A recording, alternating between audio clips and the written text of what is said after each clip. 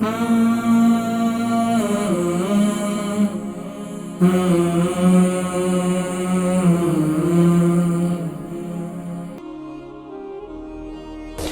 भाई है लंदन से, उनका बाईपास हुआ, ऑपरेशन हुआ और शुगर भी है, और पूछ रहे थे तो ये जो है आपने जिनको बवासीर है तो वो क्या इस्तेमाल करें।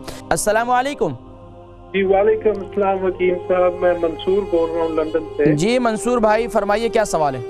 जी आज वो प्रोग्राम आप कर रहे थे बवासीर के बारे में, तो मैंने सोचा आपको कॉल कर ले। आपको जी फरमाइए हम जी। तो मसला मेरा ये है हकीम साहब कि मेरा हार्ट का बाईपास ऑपरेशन हुआ, उसके बाद मैंने ये उन्होंने मुझे दवाइयाँ वगैरह जो दी है वो मैं खा रहा था।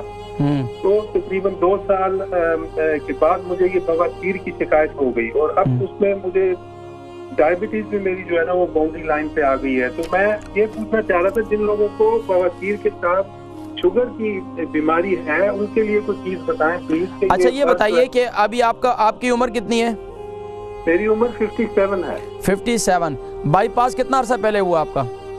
2016 में हुआ था। अच्छा 2016 में आपका हुआ था। अच्छा ये बताइए वजन कितना है। वजन है 79। आप प्रोग्राम देखें, मैं इंशाल्लाह जिक्र करता हूँ, ठीक है। मंसूर भाई है लंदन से, उनका बाईपास हुआ, ऑपरेशन हुआ और शुगर भी है, और पूछ रहे थे तो ये जो है आपने जिनको बवासीर है तो वो क्या इस्तेमाल करें।